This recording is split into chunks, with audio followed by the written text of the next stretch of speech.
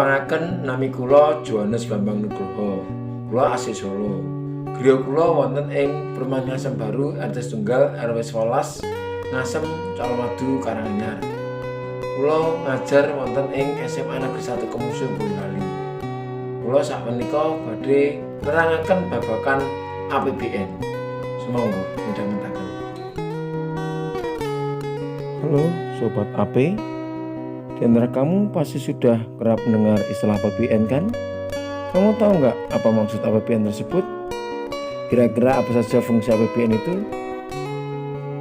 Nah, sekarang Pak Bambang akan menjelaskan apa itu APBN. Tapi sebelum masuk materi, ada baiknya kamu bayangkan situasi berikut. Di daerah tempat tinggalmu ada pembangunan jalan tol,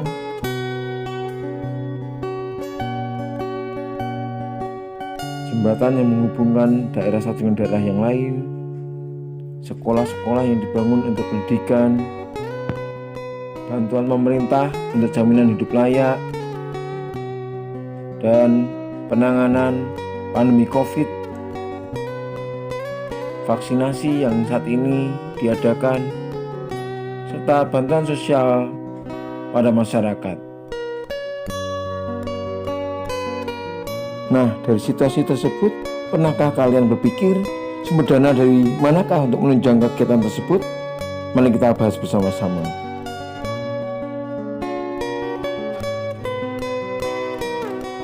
APBN adalah kepanjangan dari Anggaran Pendapatan dan Belanja Negara. Definisi APBN yakni rincian daftar yang dibuat secara sistematis berisi rencana penerimaan dan pengeluaran negara selama 1 tahun periode anggaran 1 Januari sampai 30 Desember.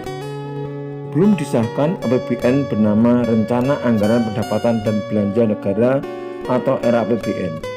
RAPBN ini kemudian dibahas bersama antara DPR dan perwakilan pemerintah. Ada beberapa siklus pembahasan APBN yang terbilang sangat panjang yang melibatkan banyak pihak. Apa saja fungsi APBN? Definisi APBN berfungsi sebagai otorisasi di mana anggaran negara menjadi dasar untuk melaksanakan pendapatan dan belanja pada tahun yang bersangkutan. 2. Sebagai perencanaan dan pedoman bagi manajemen dalam merencanakan kegiatan pada tahun yang bersangkutan. 3. Sebagai pengawas agar anggaran yang ada dapat digunakan untuk mengurangi pengangguran dan pemborosan sumber daya. 4. Anggaran agar dapat didistribusikan dengan baik dan memperhatikan unsur keadilan dan kepatutan.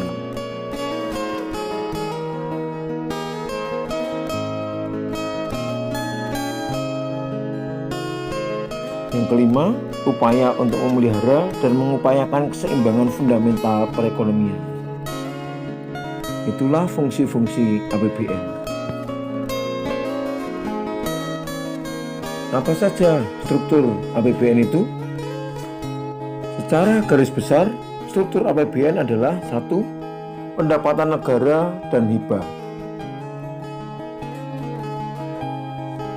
Yang kedua, belanja negara.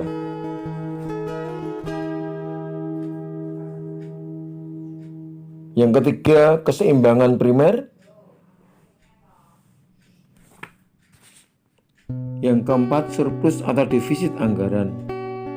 Dan yang kelima adalah pembiayaan.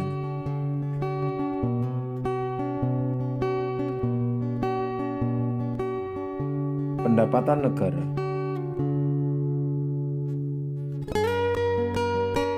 Ada 3 sumber pendapatan negara yang dicatatkan dalam anggaran pendapatan dan belanja negara, yaitu penerimaan pajak, penerimaan negara bukan pajak atau PNBP, dan hibah.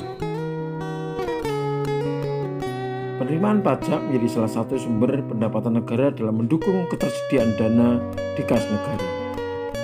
Jenis pajak pusat antara lain adalah 1. Pajak penghasilan. 2. Pajak pertambahan nilai atau PPN. Yang ketiga, pajak penghasilan atas barang mewah atau PPNBM. Yang keempat adalah biaya materai. Dan yang kelima adalah pajak bumi dan bangunan atau PBB. Penerimaan negara bukan pajak (PNBP) antara lain adalah 1. Penerimaan SDA. Yang kedua, kekayaan negara yang dipisahkan. Yang ketiga, PNBP lainnya. Yang keempat adalah pendapatan Badan Layanan Umum atau BLU. Dalam Undang-Undang, penerimaan hibah adalah semua penerimaan negara, baik devisa dan atau devisa yang dirupiahkan, rupiah, jasa, dan atau yang surat berharga diperoleh dari pemberi hibah yang tidak perlu dibayar kembali dan yang tidak mengikat, baik yang berasal dari dalam negeri maupun dari luar negeri. Belanja negara dalam APBN digunakan untuk keperluan penyelenggaraan tugas pemerintahan pusat dan pelaksanaan perimbangan keuangan, antara lain untuk belanja pegawai. Yang kedua, untuk belanja barang. Yang ketiga, belanja modal.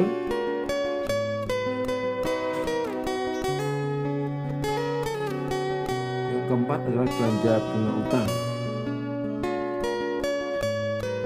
Yang kelima, untuk belanja subsidi. Yang keenam, belanja bantuan sosial dan transfer ke daerah.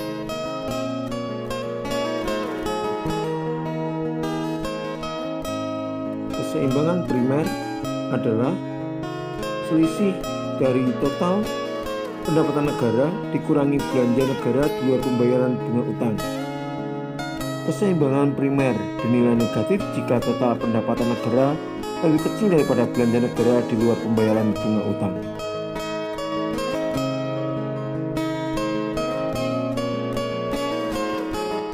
Surplus atau defisit anggaran.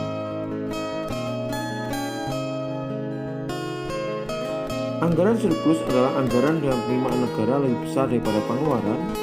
Kebijakan ini dijalankan bila keadaan ekonomi sedang dilanda inflasi, sehingga anggaran harus menyesuaikan kenaikan harga barang tersebut. Defisit anggaran negara adalah selisih antara penerimaan negara dan pengeluarannya yang cenderung negatif, artinya bahwa pengeluaran negara lebih besar daripada penerimaannya.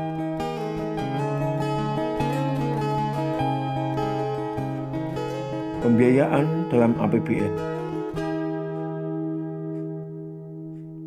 Terdapat pembiayaan dalam negeri yang tercantum dalam APBN, yakni meliputi pembiayaan perbankan dalam negeri, yang kedua adalah pembiayaan non-perbankan dalam negeri.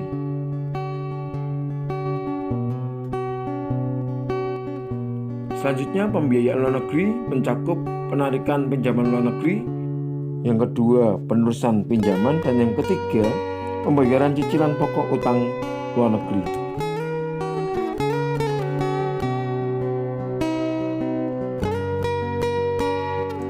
Demikian penjelasan Pak Bambang tentang APBN. Kiranya apa yang Pak Bambang jelaskan bisa dipahami dan dimengerti menambah pengetahuan kita semuanya.